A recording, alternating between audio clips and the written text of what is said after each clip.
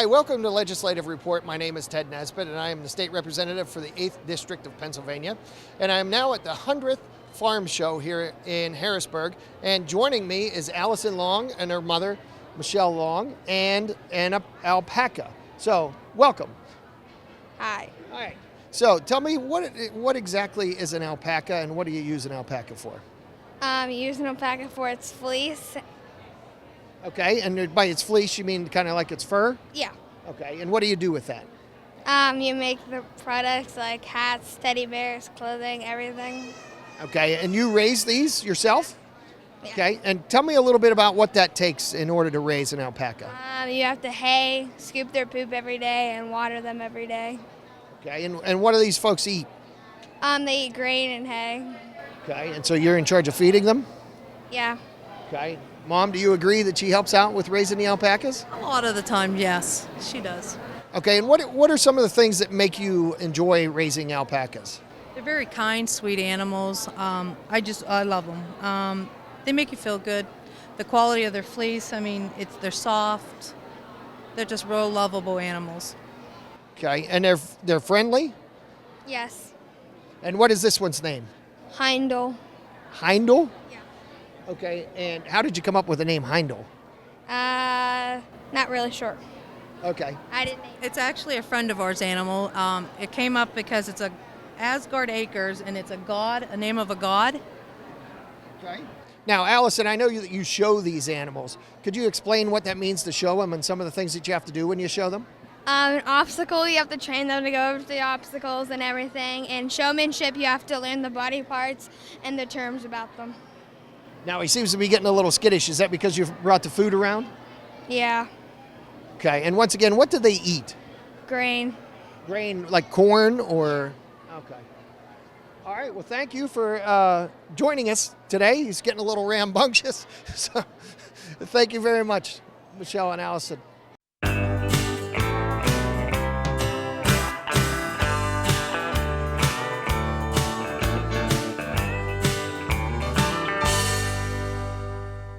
I'm here at the farm show with Lenny Lebrecht, who is currently working on a loom. So welcome, Lenny. Tell me a little bit about what you're doing. I am weaving a shawl that I'm utilizing fiber that we've collected from the alpacas in Pennsylvania, and we've had it spun into yarn. These are natural colors that I'm using on the loom, and I'm taking that yarn and I'm weaving it in a very set pattern to be able to utilize the alpaca fiber so that it feels its best and it will drape its best in its finished product. And we had just talked to somebody that was raising the alpacas. Could you tell me the benefit of an alpaca compared to other animals when it comes to the fibers? Alpacas are a very insulating fiber. The fiber that comes off of them is warm. It will wick water away, but it also dries very quickly, so it retains its ability to keep you warm without having a damp, wet feeling on you. It's very lightweight, it's very soft against the skin, so you can utilize it in many types of garments that are very effective in keeping you warm in the winter. Sometimes you can also wear it in the summer because it has that drying ability, and it will also keep you comfortable even though it's in the summertime and you're wearing a wool type of product. And I noticed some other things behind us. What are some of the things you make out of this material? Of course, we do make a variety of yarns. Alpacas come in 22 natural colors, so we can use it right off the animals in the colors that they are. But we also then can take that yarn, we can make scarves, hats. We have a very good production in socks made right here in Pennsylvania out of our alpaca fiber. It's a very popular item. We make gloves, shawls, sweaters, you name it, we can make it out of alpaca, even to the point of upholstery fabric and drapery for your home. Okay, and you mentioned that it's made right here in Pennsylvania. I think people underestimate how much of this is done. Do you have any idea how many alpacas are in Pennsylvania or the association? We have 120 farm members in our association. Those farm members have alpacas ranging from maybe 10 to 150 animals. So calculate that out. There's 3,000 animals across the state at least. And there's probably many more that are not members of our association that we're aware of. So, and I noticed they're very popular with everybody walking by. They seem to be very friendly. So the kids seem to really enjoy them. Alpacas are very social animals. They do like to interact with people. They're a rather calm animal, as you saw when you were in the pen with them. They certainly have very cute faces and draw you right to them. Many of them will allow you to pet and touch them. I do compare them to cats a little bit, though. They have a tendency to be like a cat. Sometimes they want to be in your lap, sometimes they don't, so they can be aloof if they want to. But they are very, very good type of livestock to raise because they're easy to handle. Yeah, I find that out when I was trying to do an interview there. One decided it wouldn't want to be standing beside me. Definitely true, definitely true. All right, well, thank you very much for joining us.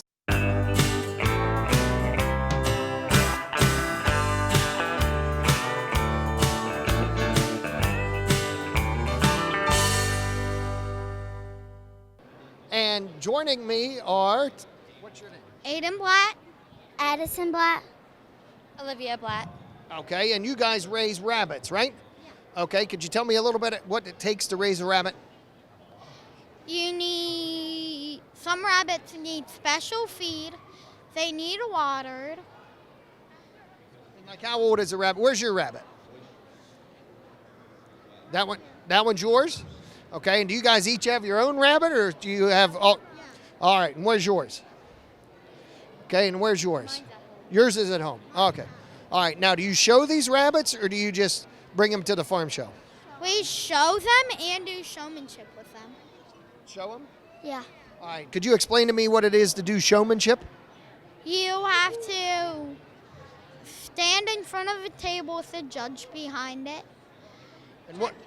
You have to check over the rabbit to make sure I have no Well, what's the difference between a good rabbit and a bad rabbit? Like, how do you win? You get points for how much you guess. Okay, and you said, what were you going to say? You have to check, like, you have to do all these, there's a lot of stuff, and if you get them all right, you win. Okay, and what do you think's the difference between a good rabbit and a bad rabbit, or what's the difference between a prize rabbit?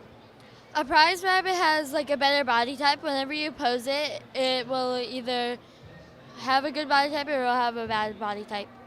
Depends on who you get it from. All right, and how old are these rabbits?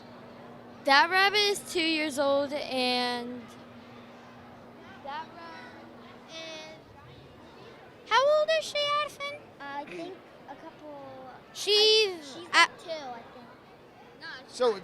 So like, is it a lot of work to take care of these rabbits? Mm-hmm. So tell me a little bit about what you have to do. Do you have to get up early in the morning? Do you have to take care of them after school? What do you do? We feed them around like 8 or 9 in the morning in water, and then like close to 5 or 6, we take care of rabbits, and we clean their cages like a couple times a week because they need cleaned very often. So what do rabbits eat? Carrots? Or is that just something you see on TV? I can get them sick. So rabbits don't eat carrots? No. Some can. Some can, but We feed our rabbits. they can It's have a couple a coconut. day, but they can't have like 100 a day. They can't have 100 a day. So what else do you feed them? We feed them coconut oil for the Coconut oil? sometimes, Okay. and we put coconut oil on them if they're Any, like if they have bald spots. bald spots. Yeah. And that's good for their fur? Yeah. And what else do they eat? Like, They eat Manna Pro, I think it is. so you buy that at the store? Now, do you guys have to pay for that, or mom and dad pay for that? Mom and Dad. Mom and dad pay for that? Olivia feeds them, and Addison waters. It sounds like a lot of work. Why do you want to go through all this? So then your rabbits are healthier and they don't get sick very often. No, but I mean, is it fun, or do you learn to be responsible? I mean, why go through all this work? It's fun and and you learn responsibility from it. Okay. All right, well, thanks for joining us, guys. Learned a lot about rabbits today.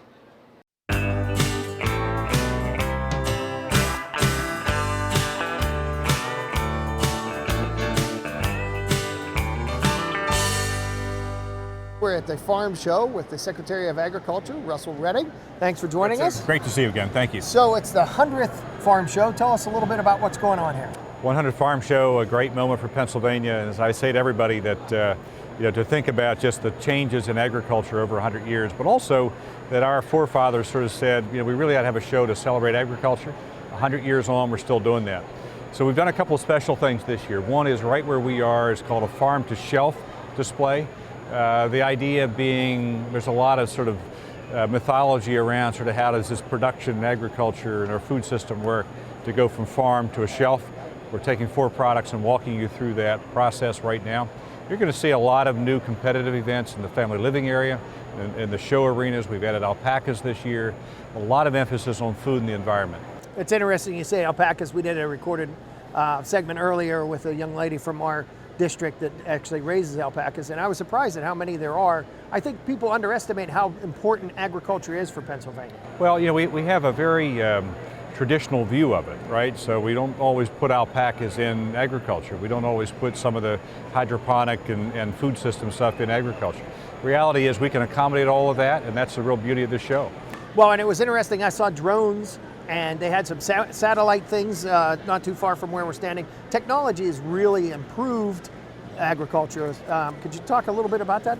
Yeah, so we don't fully recognize, I think, all of the influence of technology on agriculture. Certainly, being next to the UAVs, and you think about how do you deploy that?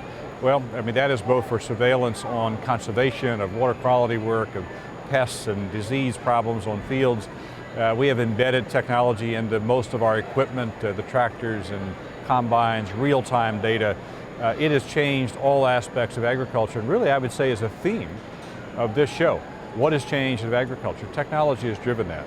And I know I've toured some of the farms that are in my district, and one of the first things you notice is how large the scale of operation is. One of the roads, they said it would have been, as many as 50 years ago, that might have been 20 family farms. It's down to being run by one person, and they rent the lands and everything else. How important from the industry side is agriculture to Pennsylvania? I believe it's our largest industry in the state. It is, and I say to everybody, it's a major economic enterprise, and we in the department place the hardwoods industry in that. Some states don't. We put hardwoods where Penn's Woods. It's a significant part of agriculture. First in mushrooms, a lot of things we're first in, but 7.7 million acres of production agriculture every day. It is a major economic enterprise, 500,000 jobs in the state from farm to retail in agriculture. And I know one of the important things that we do as the Commonwealth is help fund some of the research into the biotech and some, the disease control. So, what are some of the things we are doing to be cutting edge in that? Yeah, so there's a couple points I would make. One is part of our challenge is making sure we don't get the invasive species, right? You get these things that are coming in from China or Korea that are on crating material that end up being a major pest. We've got the spotted lanternfly in the eastern part of the state. Hope it doesn't come to the western part of the state in your district, but it's completely transformative, right? Because you've got quarantines now. You've got all this extra protocol. We've had issues with animal diseases. We've got high-path avian influenza. Research around each of those items with the University of Pennsylvania, as well as Penn State University, looking at food safety concerns that are, both in terms of extended shelf life, but also some fundamental chemistry and science that we've got to deal with. All of those are issues that keep us competitive.